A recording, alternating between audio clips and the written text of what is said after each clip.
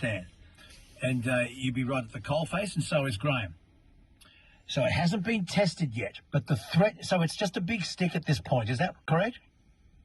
It is a big stick, and it's probably the most powerful stick that we have as far as with the payments and that kind of stuff.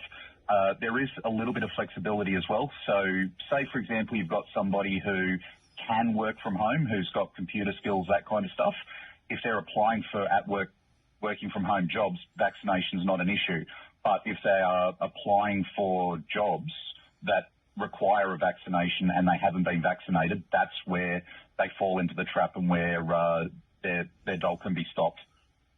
Wow. Okay. There are going to be thousands of Australians who are going to test this, because there are thousands of Australians who are choosing not to get vaccinated and therefore are choosing unemployment. They will claim that it's their freedom of choice that's being tested here. But the point is, if you cannot find work and the only reason is because you're not vaccinated, should your unemployment benefit be taken away? And you're saying in Victoria that is the case and it will be taken away. Oh, it's Australia-wide. The thing is, Victoria has the most strict vaccination rules. So in other states, people may be able to... Yeah, the unemployment benefit is a national benefit, yeah. Yes. But the states have their different rules on vaccination, mandatory vaccination. Well, you see, we've got healthcare workers, defence personnel, police officers, right down to fruit workers at SPC at Shepparton, right across the board. It's going to be very interesting to watch, isn't it? Yeah, and look, to be honest, I'm perfectly okay with people having their payments stopped if they're not going to do something like get their vaccination.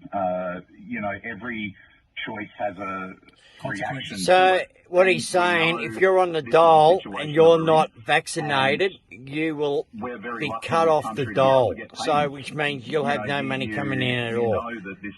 This is in Victoria.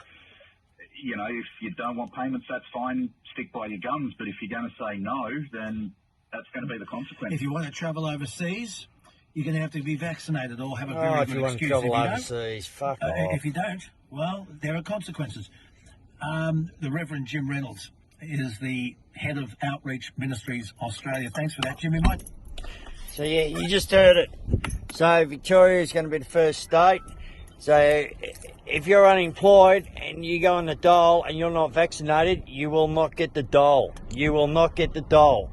What a fucking load of crock in Victoria.